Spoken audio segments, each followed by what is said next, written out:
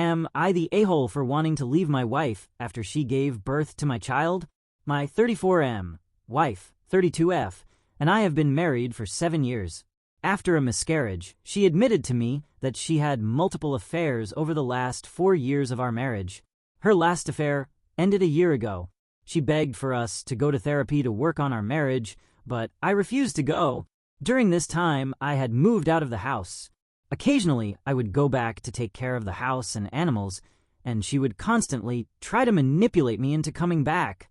I had every intention of getting a divorce, but the process is slow.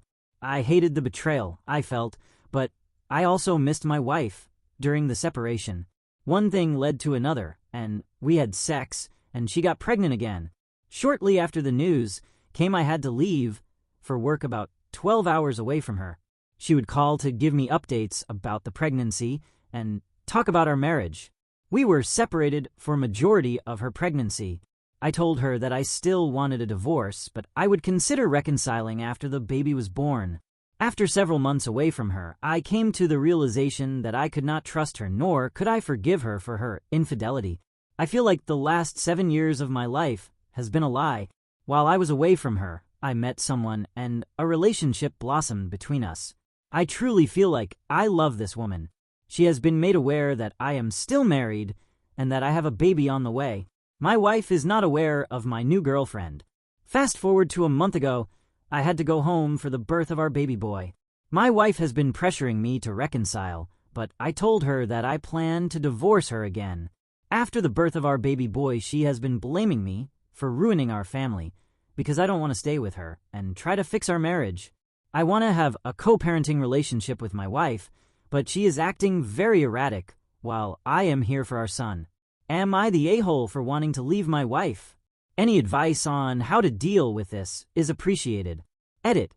Thank you all for the mixed reviews. It was expected. I will be talking with a lawyer and will update once I have a chance to talk to one. Appreciate the sound advice as well. Comments. Commenter 1. Info. Are you sure the baby is yours? Op. Baby is mine. Commenter 2. Get a paternity test to ensure. See a lawyer. Take your time with someone who is involved with a married man expecting a baby and is okay with it. Commenter 3. Everyone sucks here. Your wife sucks for cheating on you repeatedly over 4 years. That's a serious betrayal, and it's understandable that you'd feel like the entire marriage was a lie. But you're not innocent in this either. You were emotionally and physically indecisive for months, which gave her mixed signals. You told her you wanted a divorce, but kept showing up, had unprotected sex, resulting in a baby, and continued entertaining her hopes of reconciliation even while emotionally checking out. You even said you'd consider reconciling after the baby was born. That's a huge breadcrumb to someone already trying to save a relationship. Then, instead of clarifying things, you started a new relationship while still married, didn't tell your wife about it, and are still hiding it from her now that the baby is born. That's not just messy, it's dishonest. You're fully within your rights to leave the marriage. Infidelity is a deal breaker for many, but your execution has been cowardly and passive. You didn't set clear boundaries, didn't communicate with honesty, and avoided taking firm action when it mattered most, and now you're reaping the chaos that comes from that. My advice: divorce her now. No more delays, no more maybes. Tell her about your new relationship, not to rub it in, but because she deserves clarity. She's parenting with you and should understand the new dynamic. Lawyer up and establish formal custody and support agreements. Don't leave this up to emotional negotiations. Stop playing emotional games with her and yourself. You're not the victim anymore. You're a participant in this mess. Get therapy, not for reconciliation, but for you. To process the betrayal, learn better communication boundaries, and avoid repeating this kind of mess in the future. You're not the asshole for wanting to leave, but you're the asshole for how you handled it. Update 2. Thank you all to those who did not think I was the a-hole here. It's been a tough 2 years. Here's how it went down. I took a paternity test, and my son is confirmed to be mine. I have filed for divorce, but the state in which I lived is very conservative and has a waiting period before it can be finalized. The divorce was filed as uncontested, and I will be paying child support while also staying in his life. I am selling our house, and she is moving to a state close by where my son will only be a couple of hours away. This option also makes her closer to family. Custody arrangements will be updated once she has moved. This has been hard emotionally because she has blamed me for ruining our chance as a family and our son's future. It feels manipulative since I no longer want to be with her, and I've taken care of her our entire marriage. My wife still does not know about my girlfriend at the request of my girlfriend. As much as I want to integrate my girlfriend, this will take time to do, and I also felt like my wife doesn't have to know about her until everything has settled and the divorce finalized. It's been difficult for me being away from my son, but I do get to see him every day. I was there for his birth, and 3 weeks afterwards. I will be taking leave again to spend more time with my son, take care of the house, the divorce, and to help get her and my son moved. I am glad this marriage is ending, and while it's tough right now with my son, the mutual goal is to have a co-parenting relationship. Despite the things my wife has said and her wanting to continue the marriage, I feel my son will be better off knowing what an actual loving relationship is. My girlfriend has been very supportive of me, and I'm ready to move on in my life with her. Trying to get any help or legal advice in the state we got married has been a nightmare and has been overall negative to the choice I have already made. The marriage is dead, but I will be in my son's life. I do not agree with the empty values there. Any advice on how to ensure a healthy co-parenting relationship without a lawyer is needed. Thank you all again. Comments. Commenter 1. Not the a-hole. But you really should not have slept with your wife that last time without protection. This made everything much more complicated by giving her leverage. Commenter 2. Why would you have a child knowing she was an AH and that you weren't sure you were fitting back together? Poor child. Commenter 3. And now he wants to integrate his new girlfriend, which I can only guess means bring her in as a third parent. These people had no business making a child. Update 2. My wife was served with divorce papers and hired a lawyer despite us agreeing on the 50-50 division of marital assets, child support, and limited alimony. She told me that because I was leaving her, she wanted to make sure things were done fairly. She advised me to not get my own lawyer since we already agreed on stuff, but I got one to represent me anyway. I have recently seen my son again despite her efforts to keep me away from him. She has told me that she doesn't want to see me. After expressing how unfair that is, she agreed to coordinate with me to see him. I told her that I have been seeing someone, and she said that she suspected it during our separation, but that it didn't matter. She doesn't care that I love my new partner. She believes we can still recover the marriage, even though I have moved on. I do not understand how she thinks this, after her cheating throughout our marriage, and me finding someone new. I told her I am upset that she can't take accountability for the breakdown of the marriage, hurting me and our son. I explained to her why it wouldn't be a good idea to stay together if she truly thinks I cheated on her. She is only concerned with herself and the life I provided to her instead of caring about our son.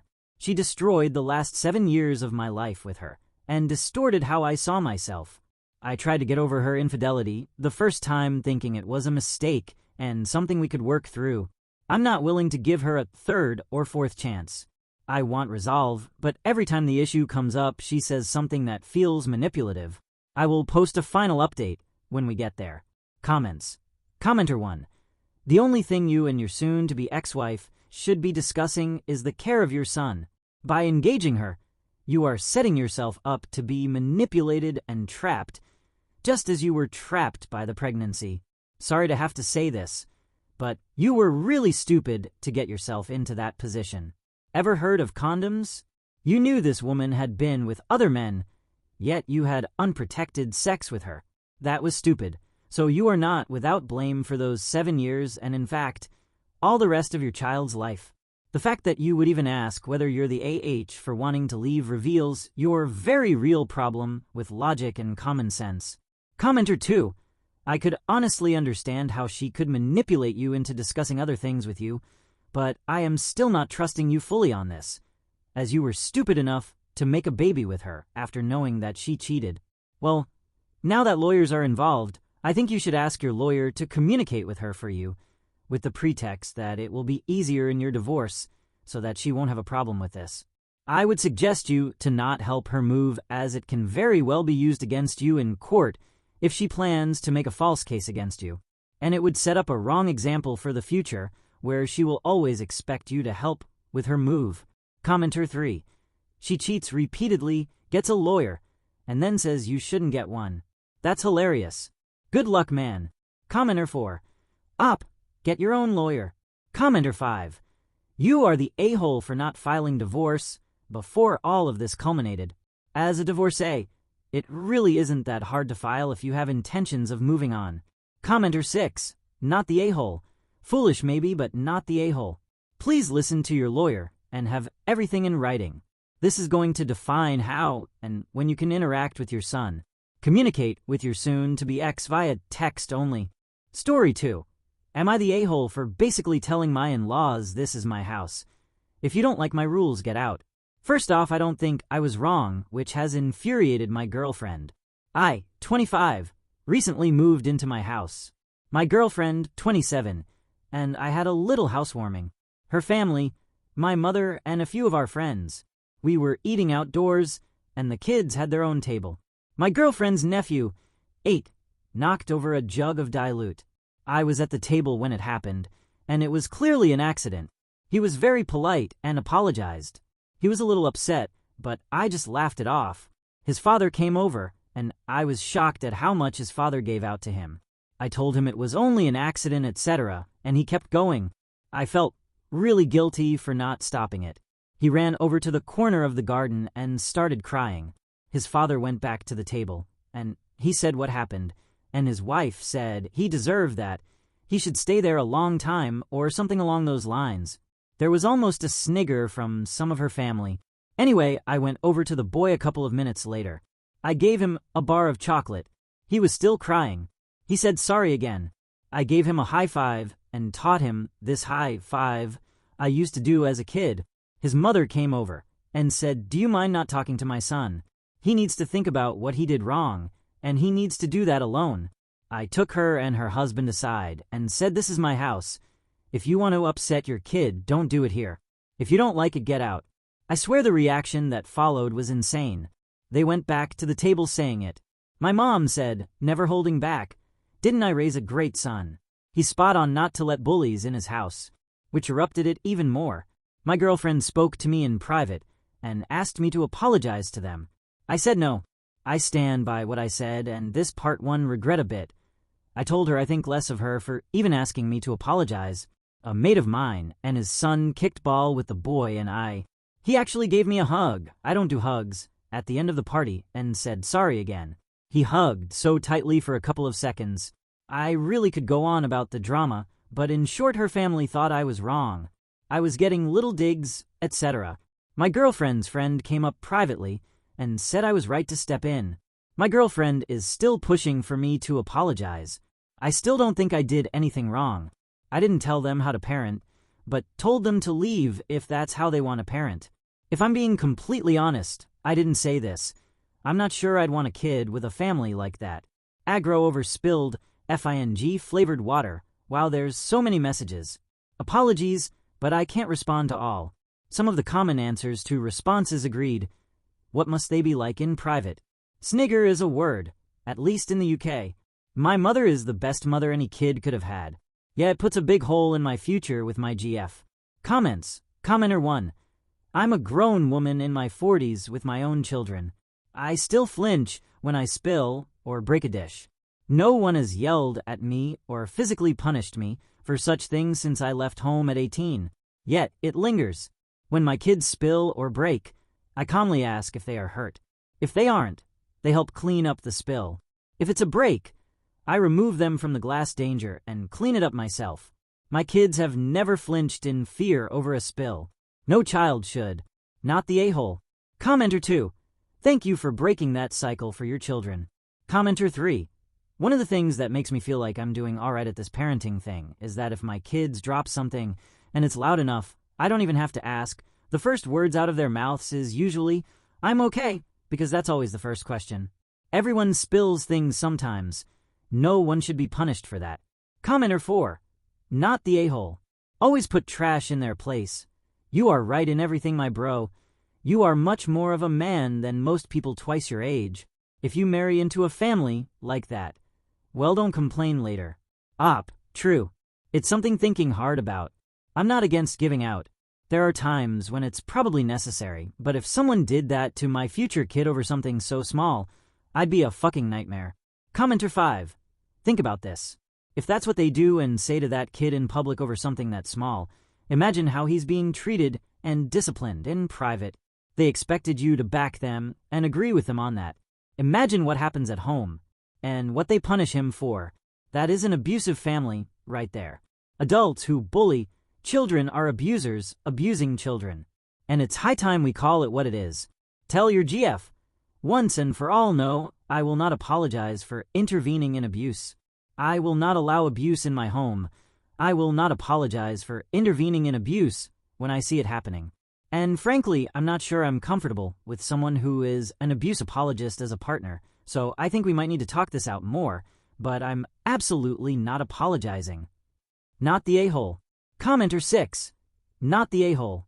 You do realize you can't have a child with your girlfriend now? She supports this behavior, thinks it's acceptable, and will do it to her own children.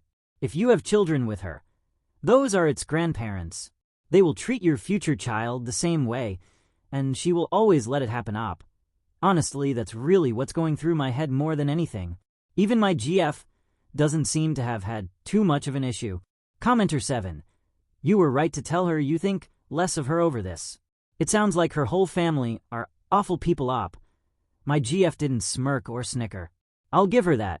If she did, it'd already be over. But still, that's a very low bar. Commenter 8. You sound like a very reasonable person. So I will say, never lower the bar on your expectations. It will only lead to the only expectations being negative ones. Commenter 9. Seconding this. Apologizing means you need to sit quietly next time it happens. While I'm sure your girlfriend likely has fear and anxiety tied to her interest in forcing an apology, it isn't right. She's complicit if she pushes this. They 100% beat that kid when they got home. No ifs/ands. If they would scream at him in front of the company, they would happily rock his shit as a form of stress relief.